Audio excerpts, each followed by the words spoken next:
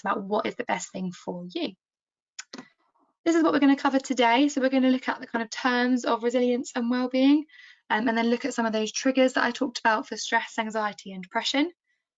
We're going to look at how mental and physical health can be intertwined, and then, as I said, we're going to look at some strategies to look after yourself and bring it back to you as well with a couple of activities. And then just at the end of the presentation, I'm going to give you some ideas for further resources and where to go if you want some help as well. So you might be thinking, okay, why is someone from a university talking to me about resilience and wellbeing? Where's the kind of the link there? Why are we running this session today from Royal Holloway? Well, it's true, I'm not a counsellor or a psychologist, but as I said to you earlier, my job is all about giving people and giving young people the information to help you make the best choices for you as an individual. And stress, resilience and wellbeing will be so important at every stage in your life. And that could be university, for example. It's going to really come into play if you decide to go to uni. Similar to school, university can be very stressful and difficult, and it's important to prepare yourself. So if you do decide to go to uni or sixth form or college, or even do an apprenticeship or go straight into work, there will always be stresses. Yeah, I'd be amazed if you live a life with no stresses at all. And today we're going to look at ways that you can deal with them. I want to make you aware that if you do go to university, there is a lot of support out there available for you. So just because you're an adult, you don't have to do things by yourself. Yes, you do have to write big essays and manage your own time and potentially live away from home, but this will make you a much stronger person in the long run, and there's a lot of support at university available if you need it. So you can see there on the left, someone in her halls of residence at Royal Holloway, and there is a 24/7 support network at halls, to help you with that transition from moving away from home, because it can be a really stressful experience for some people.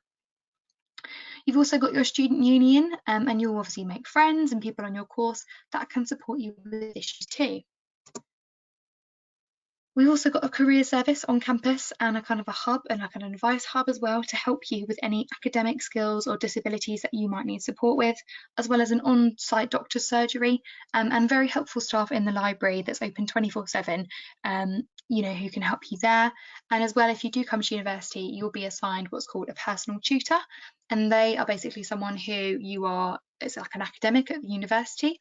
You're linked with them from day one, literally the moment that you enter the uni. They get your name and they have like meetings with you throughout to make sure that everything's on track and help you right up until the day you leave the university. Now, I know that this might feel quite a long way away for some of you, and some of you might not be considering university, but it is just important for you to know that there will always be support for you. Even though you will be, 18, 19, which is legally an adult, there is support for you every single step of the way. So you never have to feel like you're going in anything alone. Okay, so your first activity has arrived. I would like you to use the chat function, please. As I said, it can be completely anonymous. If you just type it to the organiser, that will just come to me. I would like you to type down some of the first words that you think of when you hear these terms. The first one is stress. Please type in any words in the chat. You can type in more than one if you want to, that spring to mind when you hear the word stress. Just gonna try and make the chat a bit bigger because it's tiny. There we go. Yeah, fantastic. Loads are coming through. So we've got things like busy, test, anxious, overthinking, doing too much, school, family, or family problems, social anxiety.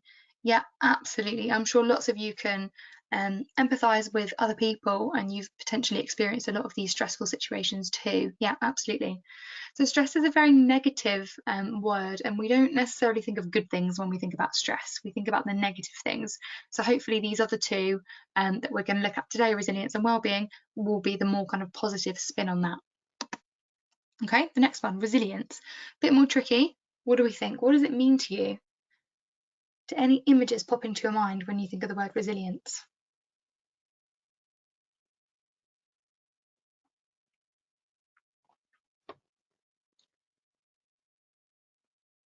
Yeah, someone's put working hard. We've got powering through. Absolutely. Yeah, you're on the right track there. Brilliant. Anything else?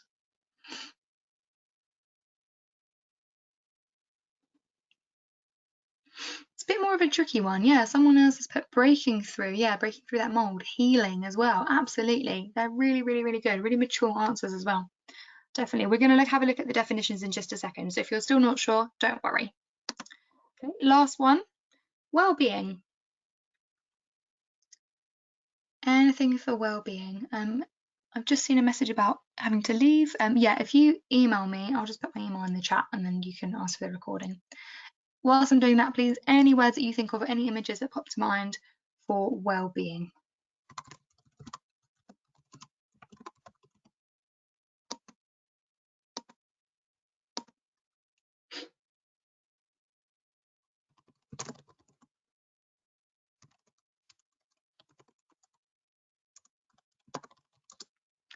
Okay, fab. So let's have a look. We have got words such as taking care of yourself. Yeah, self-care, absolutely.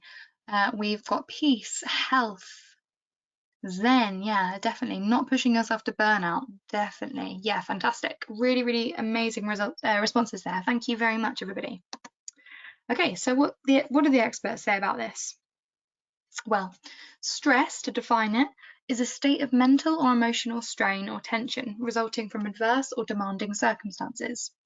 So we probably all know what it's like to feel stressed, but it's not actually easy to pin down exactly what the word stress means. We might say things like, this is stressful, or I'm feeling really stressed, and we might be talking about, for example, situations or events that put pressure on us. For example, times where we have lots to do or loads to think about, and we don't have much control over what happens. For me, being out of control is one of the most stressful experiences. It could also be our reaction to being placed under pressure, and the stressful feelings that we get as humans when we have demands placed upon us that we find difficult to cope with. So it can be a whole range of things. Resilience is the capacity to recover quickly from difficulties, toughness, and you might hear about people saying to be resilient. So resilience is something that you build up as a kind of personality trait, and it's also known as your bounce back ability. So it's the ability to pull yourself up again after something difficult has happened. So people use the expression, you know, if you fall off your horse, get back on again. And for a lot of situations, this can be true when related to resilience. But obviously, we have to kind of be aware that this can't relate to every single example. You can't just bounce back after, you know, something really, really stressful or demanding for you. Some, you know, situations might need time and patience, or even training, or maybe therapy, depending on the situation. But that's just to give you an idea about what resilience is. It's that ability to recover again after something's happened. And well-being is your mental well-being is about how you're feeling right now and how well you can cope with daily life. Now, it's worth remembering that our well-being can change from moment to moment, day to day, or even month to month.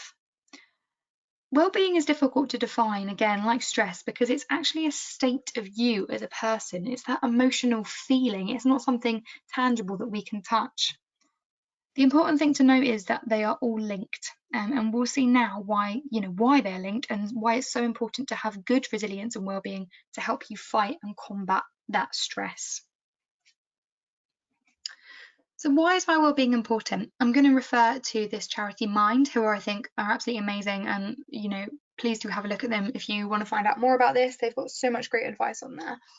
But they say that having a good well-being can help you to feel and express a range of emotions, as well as building up confidence and positive self-esteem. It's about having good relationships with other people and enjoying the world around you. And here's that resilience again, coping with the stress and adapting when things change and having that kind of bounce back ability. Now, please, please, please remember this. If there's nothing else you take away from this session today, remember this little bit here. Good well-being doesn't mean that you'll always be happy. It's normal to feel sad, angry, or low sometimes. And again, that can change literally hour to hour. You might feel great in the morning and then rubbish in the afternoon, or rubbish on a Monday but great on the Tuesday. It does change, okay, and it is normal. It's only when you have poor well-being for a longer period of time that you might start to find things a bit more difficult to cope with, and that's when it might creep into some other issues that we'll have a look at today. All right. If you've ever seen the film Inside Out, it's a Disney Pixar film. I literally adore that film so much. You know, they talk about having the mixture of feelings, and it's really important that you will feel joy and you will feel happy, but you have to have that existing with sadness and anger and disgust and fear. Like, it's completely normal to have this range of emotions, okay? So let's have a look at some of these triggers that can cause us stress. So what can be stressful for us? So have a think about yourself as maybe a young adult or a teenager, person, female, male, whatever. What could be stressful for us as human beings? Can we have any suggestions in that chat box again, please?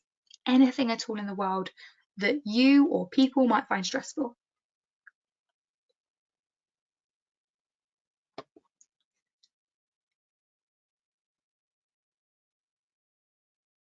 Come on, I know it's been a busy day. Let's get some suggestions. Yeah, fantastic. We've got exams, we've got driving, we've got tests, tension, conflicts, family, friends, the feeling of not being good enough. Absolutely, guys. Yeah, if you've got any more, please keep them coming. What else can be stressful for us? Work, as in like, yeah, job. Yeah, absolutely. Maybe either trying to get a job or maybe your job in itself is stressful. Absolutely. Maybe balancing that. Thinking about the future, that's a really, really, really important thing, and it can be really stressful. Again, that maybe the feeling of lack of control is, especially during the last year, thinking about the future is really difficult because every day, what we're told changes. Yeah, absolutely. Okay, thank you very, very much for your contributions. They're fantastic. Well, they're not fantastic, but your contributions are what I need. So thank you so much for putting forward those suggestions. Okay, so what can be stressful for us? The first one is pressure points, and they are kind of upcoming events or times in your life, as we mentioned, like driving lessons or exams or transitioning from school to college, moving house, that it's like a point in your life that can be really, really, really high intense stress or pressure. Normally, they go away after a period of time, and we know there's an end date to them. You might have personal triggers as well, and that's, by their nature, are personal to you. That could be something to do with your family or your friends or how you feel about yourself, who knows. And we're going to look at some kind of common ones in just a minute.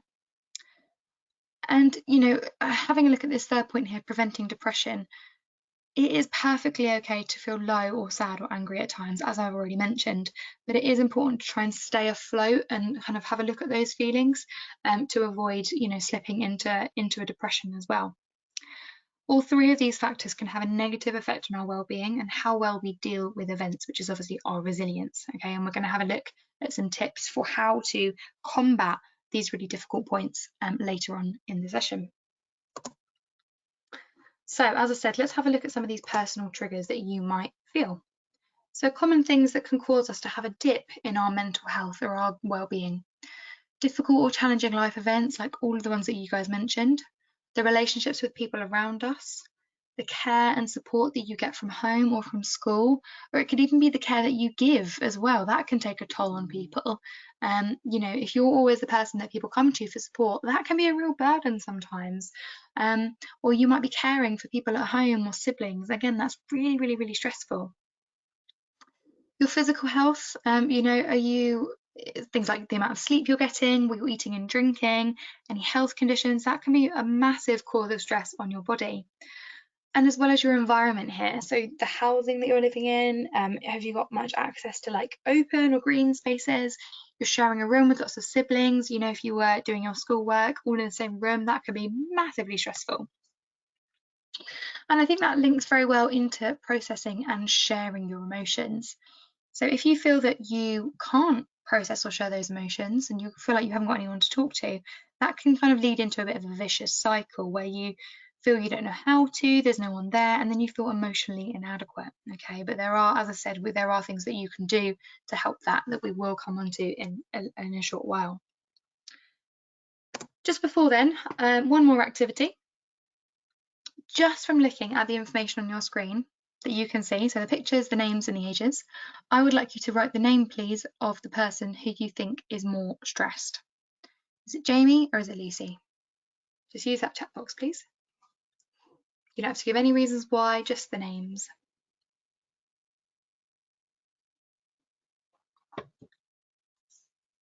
Okay, so far we've got about 50-50 split. Come on, there's loads of people still that have not replied. One word, Lucy Jamie. There's no, don't worry, I won't call you out if you're wrong.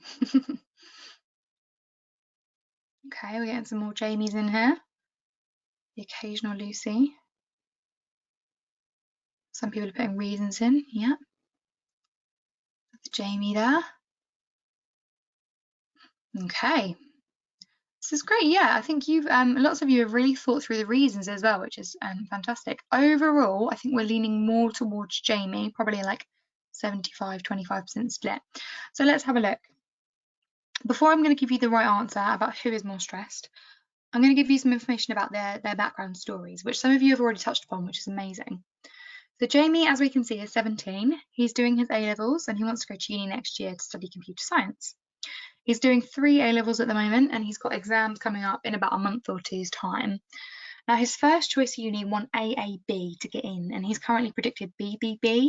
So as you can see, he's working really hard to revise to try and bring up his grades. He's also got coursework deadlines and is learning how to drive, and he's currently working in a local library because he's got 3 younger siblings at home and it's just chaos. And on to top it all off, he's got a part-time job in a restaurant where he works 11 hours a week. So that sounds quite stressful to me, and that's a very, very similar situation to what I had to deal with as well when I was applying to university. It's a lot to deal with, and we can see from his physical body language, he is stressed. He's hunched over. He doesn't look very open. He's very closed off, like he's in his own little stress bubble. He's running his hands through his hair. Looks quite chaotic. I think we can all agree he's definitely got a stressful time.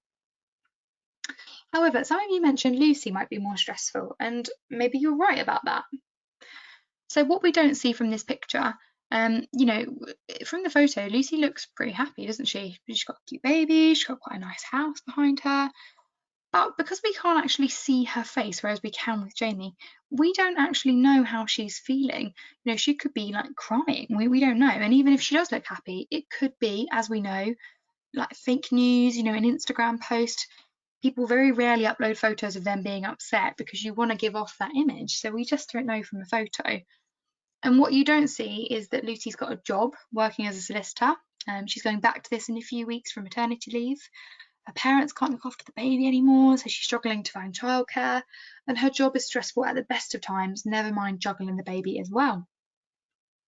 She would love to stay at home with her child, but there just wouldn't be enough money to pay for everything because the car broke down, the cat needs vet treatment, and the baby won't eat his vegetables. So it's a real nightmare. Okay, the right answer, you're all going to hate me, unfortunately, is there is no right answer. Okay, so there is not one more person who we can say, yeah, they are definitively more stressed than the other. And the answer for that, and the reason for that, sorry, is because stress is a completely relative and individual thing to each individual person. So what might be stressful for one person could be a complete piece of cake for someone else. We haven't even mentioned the baby here in the photo.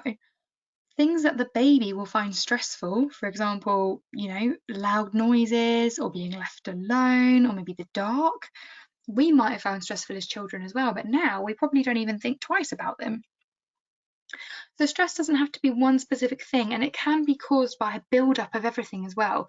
Jamie, if he was just dealing with his A-levels, might be fine, but it's everything else builds up on top. And you might learn to deal with one stressful element in your life, and then something else comes along, and you've got to build up that resilience towards it. But yet again, I just want to reinforce, stress is relative for every single individual, okay? And it is completely normal, and you will get past it, okay? Remember, it's pressure points. There are points in your life that are really stressful, but they will pass, I promise, okay? And it is normal. Okay, so let's have a look at how your physical and your mental health are connected and intertwined. So a clear distinction is often made between the mind and the body, but when we consider mental health and physical health, the two should not be thought of as separate. Poor physical health can lead to an increased risk of developing mental health problems. Similarly, poor mental health can negatively impact on physical health, leading to an increased risk of some conditions. Bit of history here for you. So since the founding of the NHS in 1948, physical care and mental health care have largely been disconnected, so they've been seen as two completely separate entities. However, nowadays there's an increasing call upon those healthcare professionals to consider the psychological well-being of a person when treating any physical symptoms and vice versa. So not seeing, you know, two issues as separate things, but actually seeing them as together, and maybe a physical health problem might cause mental health problem or vice versa. So during the session today, you know, I want to also combat maybe the taboo that physical health is more important than mental health, and maintaining a good well-being. So I want you to think, have you ever broken a bone? Yeah, and if you have, what did you do? You don't have to tell me, don't worry. But probably 9 times out of 10, if you broke a bone, you probably went to hospital because you were in a lot of pain and you wanted to get it fixed. Am I right? I hope so. Hopefully you still don't have a broken leg now or something from when you were 8. Fingers crossed. So why don't we seek help if there's a problem with our mental health when we wouldn't even think twice about it when there's a problem with our physical health? Why is there such a stigma and a taboo about mental health still? Personally, I think it's improving, but it's not there yet, and there's still a massive, massive taboo and stigma. Yeah, I've just seen that someone's put in judgment as well in the chat. Absolutely. I think, you know, if someone hasn't experienced maybe poor mental health or like poor well-being, maybe they just judge other people and think, oh, well, you know, why do they feel that way? Just get over it, you know? That's such a stigma that people should just get over mental health problems. Whereas physical health, because we can actually see it, that they take that as more serious. And, you know, I want that to change, and a lot of people want that to change. So I'm just seeing loads of things coming through. This is great. Someone has said mental health isn't something you can physically see. Yeah, exactly what I just said. Yeah, and maybe a lack of education as well.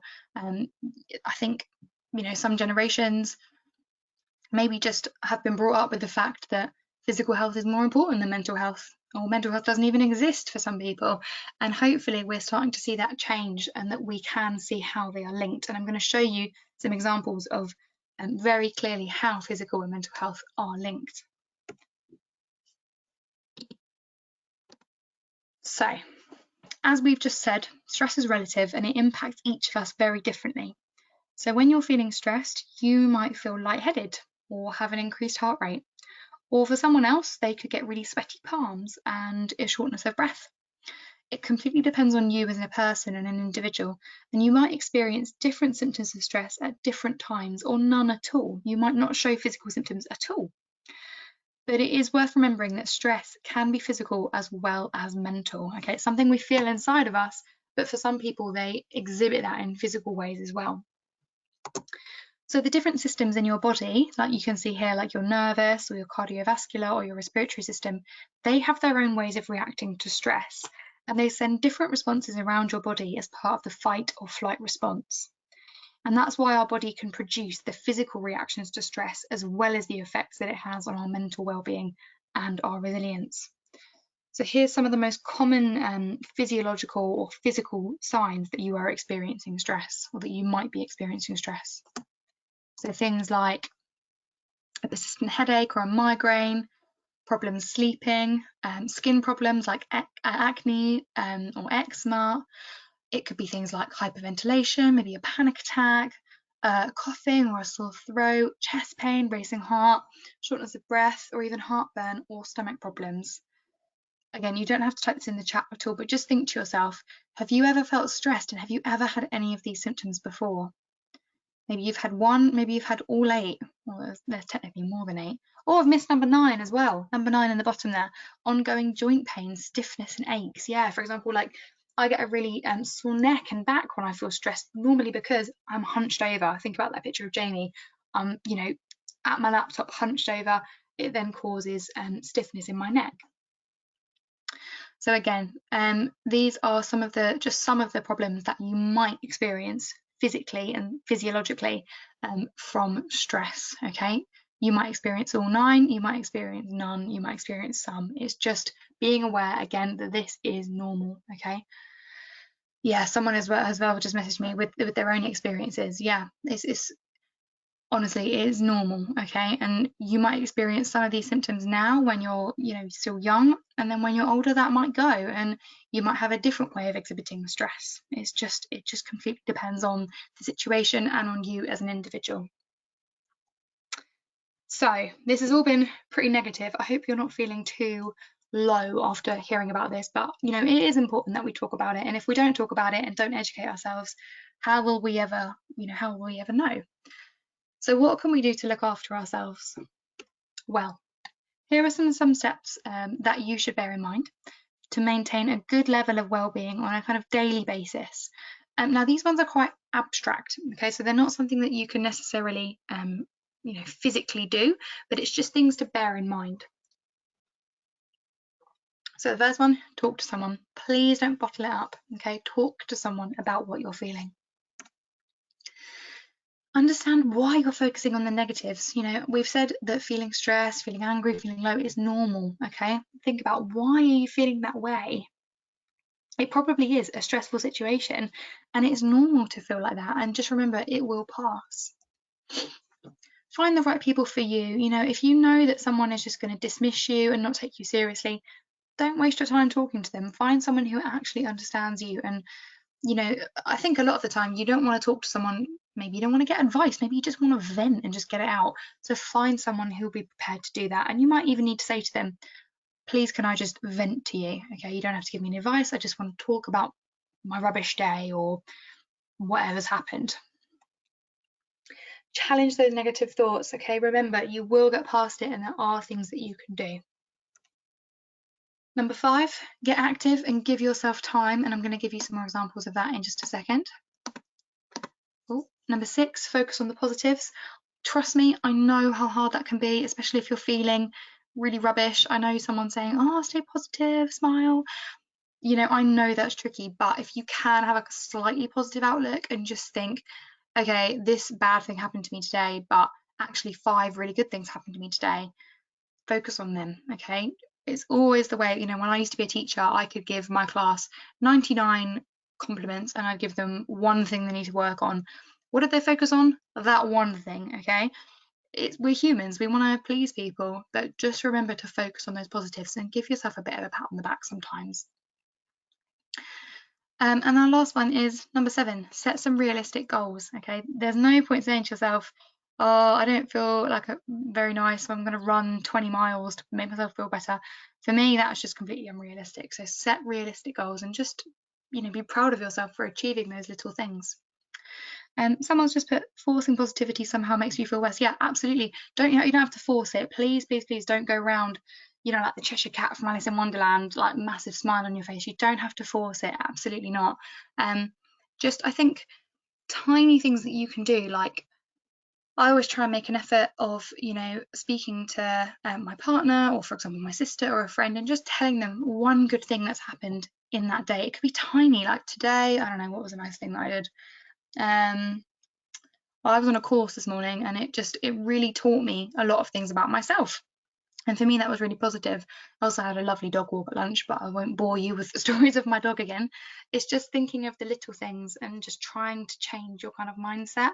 And that comes with time, I promise, it really does. And especially if you've had like a rubbish day, a rubbish week, that's going to be even harder. But just try every day, you know, think about it, tell someone or write it down. Okay, so these are my abstract tips. If it's too abstract for you, don't worry. I'm going to come to some more physical, tangible suggestions in just a second. But first, I'm going to focus on you. I'm going to stop talking for a minute. I'm going to have some water. One of my stress symptoms is that my throat goes, so I need to keep up with the water. So it's about knowing, you know, what your triggers are, how you can combat them. So I'm going to put it to you whilst I have a little drink. So on your phone or your piece of paper that you've got, I would like you please to write a list from A to J, okay? You don't need much space at all. You're only going to write letters, numbers. You just need to write a list, please, from A to J, going down. And what I'm going to do is I'm going to read you a series of statements. And for each of the letters, you're going to write a number that relates to you for each statement. So when I read you statement A, you're then going to write 1, 2, 3, 4, or 5, whether it's never, rarely, sometimes, often, or always, like you can see at the top there, okay? So I'll just give you a second now. If you just use your pen and paper or your phone, just write A to J, please. Make sure you're ready, and I'll explain a bit more in just a second.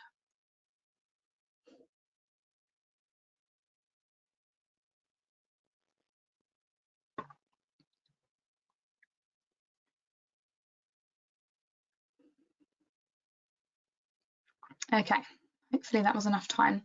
So obviously I can't see any of you, so if I'm going a bit fast, you can either tell me and I can slow down, or this is something that you can do, you know, in your own time. But I'll try and give you some time now to be able to do this. It shouldn't take us too long. So as I said, I'm going to read you statements from A to J, and you just have to write the number that relates to you. Either 1 for never, 2 for rarely, 3 for sometimes, 4 for often, or 5 for always. I'm not going to ask you to share these answers with anyone. Okay, this is completely confidential and personal. So please, please, please be honest with yourself. It's just a tiny activity just to see how your well-being might be today. Okay, and as we said, that could change tomorrow. It could change from yesterday, but it's just to see how your well-being is right here, right now.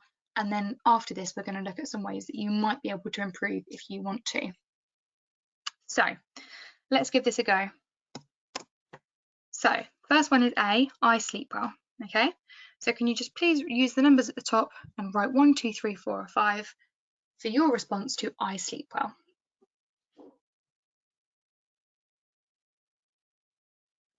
Don't worry, you don't have to. Thank you so much for someone who just put their answer in. This is just for you to write down, okay? So please don't use the chat for this. This is just for you to write down personally, okay?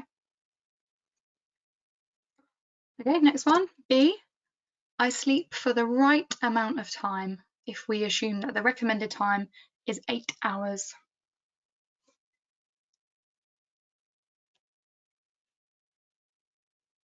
Okay, I sleep for the right amount of time. Please be honest with yourself.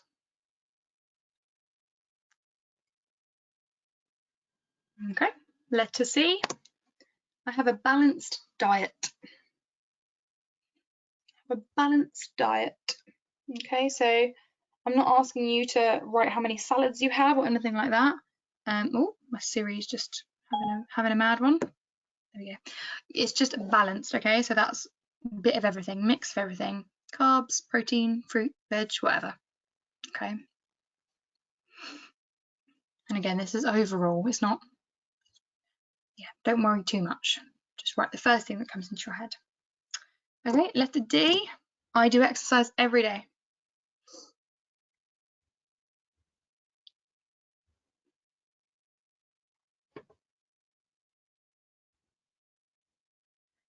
Okay, E. I enjoy doing creative things.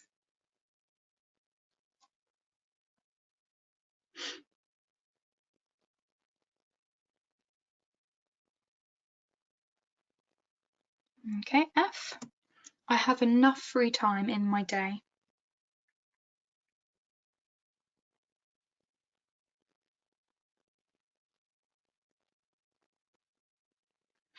Okay. G, I have a proper conversation with at least one person daily.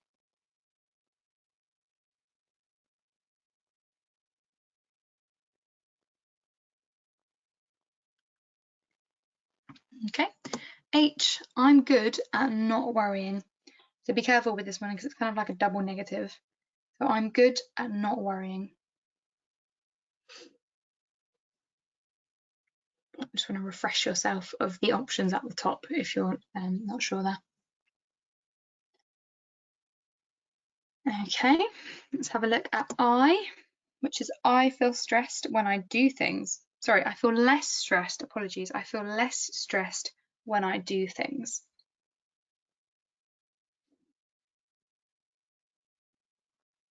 Okay, and last one is J. I try to see the good in every situation.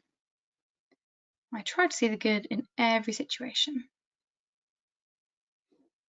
Okay, lovely. Hopefully you will manage to finish that. Apologies if it was a little bit quick.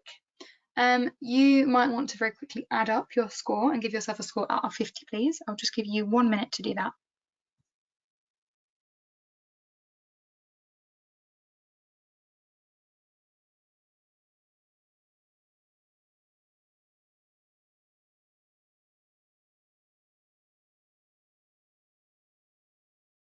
I'll just ask one person to put in the chat when they've, you don't have to write your score, but just say yes when you're finished so I know when to move on. Whoa, you guys are clearly very quick at maths. Okay, cool. All right, so Now, this is not anything, don't take this too seriously. This is just a little activity, as I said, just to test your kind of well-being today. All right, so don't take it any more seriously than that. Okay. Now, for a kind of a good well-being, quote unquote good, your score should be on the higher end, so nearer to to the 50. I'm not saying it has to be 50, just on the higher end.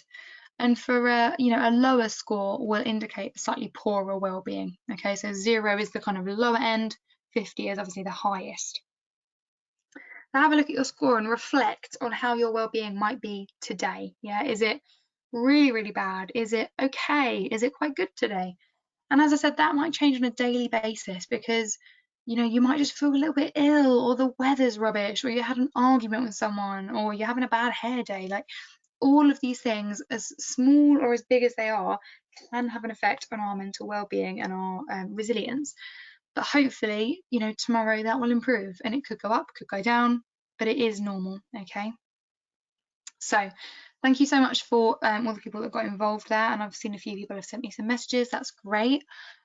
We're now going to have a look at a few kind of practical tips just to finish off today, that you can hopefully take away if you would like to improve your mental well-being and your resilience. If my laptop will play again. There we go. So I'm going to split it into 3 sections. The first is lifestyle changes that you can make. All right, this is all from that Mind charity. Again, I can send you this if you email me at the end. Oh God, so you don't have to make any notes or anything like that if you don't want to. So practice being straightforward. This is about being assertive, and it's really good for your resilience so that you don't take on more than you can handle. So, if you're a people pleaser, you might just be like, yep, I can do that, I can do that. But no, actually just say to people, I'm really sorry, I haven't got time for that today. Can I do it tomorrow? Okay, be straightforward and polite. It's different to being rude and aggressive, but it's being straightforward and clear with people. Using relaxation techniques can really help. So that could be something like breathing or meditation, or just immerse yourself in music. So I did that the other night. I just put on some really calming music, headphones on, shut my eyes, and really, really, really let myself listen to it. And it did make me feel so relaxed. Developing those interests in your hobbies, you need to have, things to look forward to and things that are different from your schoolwork. And make time, for your family and friends. So not just online. I know it's tricky at the moment, but when possible, face to face. Even if we just make the most of those one-on-one outside walks at the moment. Listen to what people have to say, really do try and take it in and really talk to people. Okay, again, I know that's hard, but it's worth a try. Find a balance in your life. Everyone needs a combination of work, play, and time to relax. And I never heard of this until I made this presentation, but I've lots of people are talking about self-soothe boxes, and that's something that you make on a normal day when you're feeling, normal. And you basically fill it with things that will calm you down when you're feeling stressed. So that could be something to touch, like Play-Doh or a fidget spinner. It could be relaxing smells like lavender or something that calms you down. It might be a bottle of water or a little bar of chocolate, or someone put in like a music box that they had as a child, which I thought was lovely, or pen and paper to actually write down how they're feeling and then rip it all up, loads of little things like that. And I've just seen someone's put such a great idea. Yeah, I think it's brilliant. I think it's such a nice idea. And, when we get angry and stressed, it's easy to get caught up in the moment. And I think if you make this when you're feeling calm, it's like, looking out for yourself as a, as a little kind of safety blanket. So it might be worth something, you want to try. Okay, looking after your physical health. So make sure you get enough sleep. 8 hours is recommended. I love about 8.5, 9, but I'm someone who needs sleep. And I know that about myself. If I don't get enough sleep, I am grumpy. It's just me. So I know that I need to get good sleep every night. Eat healthily, so that balanced diet that we were talking about, a bit of carbs, a bit of protein, fruit, veg. We all know what it is to eat healthily. And get yourself active. I know you probably can't be bothered if you've had a long day at school or something, but honestly, going for even a 10-15 minute walk around the block, just enough to get away from the screen for a bit and just get a fresh perspective on things. Change of scenery, again, tricky at the moment, but if you can even just, as I said, get outside for a little bit, or even move rooms. If you've been working in one room all day, move into another room if you can. Focusing on your breathing, so little things that you can do, like breathing in through your nose and out through your mouth. Put your hand on your belly, and you can actually feel your belly rising when you're breathing, and that's really, really, really calming. And some people find it helpful to count as well when they're breathing, and try and count to 3, like 1, 2, 3, and then they expand it and they get better and better. Do what feels right. So as I said right at the beginning, for me, my dog helps me feel calm and reduces my stress most of the time. Sometimes she adds to the stress, but who knows? You know, do what feels right for you. If it's going for a run, or like, I don't know, going boxing or playing football or listening to music or drawing or crying, or just do whatever feels right for you. Okay, no one can tell you what the best thing is for you, so you have to do what's right for you and your well-being. And I really like this last one, be creative. It's something that I tried to embrace in lockdown. I'm not very artistic, I'm not a very good baker, I'm not a very good sewer, but it doesn't, you don't have to be good. Okay, just using your hands and your fingers to actually do something that's not on technology is so good for your well-being. And it doesn't have to be amazing. It could be a Lego tower, you could, I don't know, sew a t-shirt or a blanket, whatever. Just try and do something creative. Okay, last thing, and then I'm going to stop talking because I'm conscious I'm chatting away.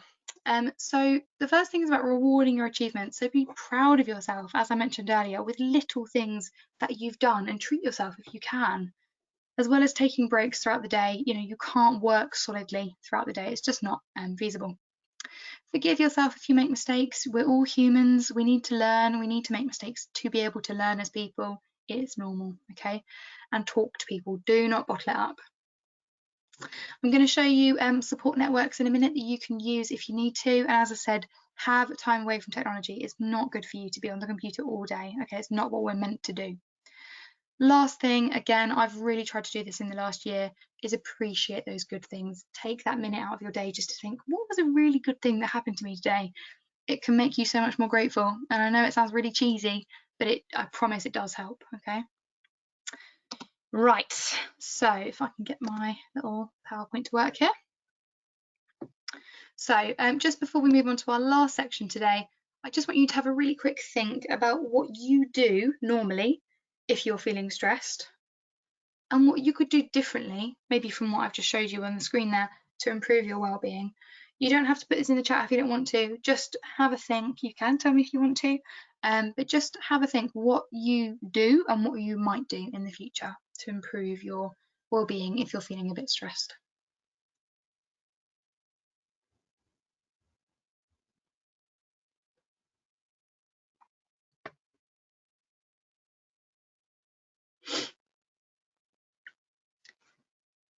Okay, hopefully, as I said, there was lots of useful things there. I can send these to you if you want to, because I know there's a lot of information there. So, and thank you so much to the couple of people who put their responses in the chat. That's really lovely to see. Thank you. Okay, so useful resources. If you are a technology pro, which I am not, here are some amazing apps that you can download that are all completely free. There's only one that's got in-app purchases, which is the yellow one. But basically all of these different apps have got techniques and either games or music or exercises to help you feel calm and to cope with stress, anxiety. And 2 of these are actually being tested by the NHS as well, so they are really reputable apps that you might be able to use, so feel free to have a look at them if that's something that interests you. Someone's just put in the chat, Action for Happiness is another great one. Oh, thank you. I'm going to put that in the chat so that everyone can see that, because I think you've only just sent that to me. Action for Happiness. I've never heard of that one, so I'll definitely have a look at that. Thank you. And if you are feeling a little bit stressed, as I'm sure lots of people are, about coronavirus, that is normal, okay? And you can see from the quote on the left there, it is important to recognise that it has been a really, really, really difficult year for everybody. But as I said earlier, stress is relative, and you know what one person has experienced might not seem stressful to you compared to what you experienced, because it is relative and it is stressful. But we have to just respect that everyone, you know, deals with these situations differently. So Young Minds, that charity that I've mentioned before, have got all of these different topics on their website that are related to coronavirus and how COVID affects our well-being. So do have a look if you can relate to any of these and you want some guidance and advice. There's loads and loads and loads of stuff on there. Just finally, just to say where to go for help. So, have a think about who you can speak to at home and at school or at college. Who do you trust? You have to find someone who you can speak to. You can't bottle this up to yourself. And if there isn't someone that you feel like you can speak to at home or at school, here are some companies that can help you if you would like. So you've got Young Minds, who have like a crisis messenger, 24/7. It's tech support, and all of the texts are answered by trained volunteers, and they're free from most of those networks. You've got Childline, and again, there's kind of you get like a locker, and that's basically a way that you can access free counsellor chats, and there's online messenger boards as well, and that's open from 9 AM till midnight. And you've got the last one, which is The Mix, and that's more like a web chat kind of online contact form, and they're open a bit later, so they're open from 4 PM to 11 PM, but that's offering support as well for anyone who's under the age of 25. So have a look at them if you need to, just reminding you that you are never alone if you are feeling stressed. Okay, there's always support out there for you.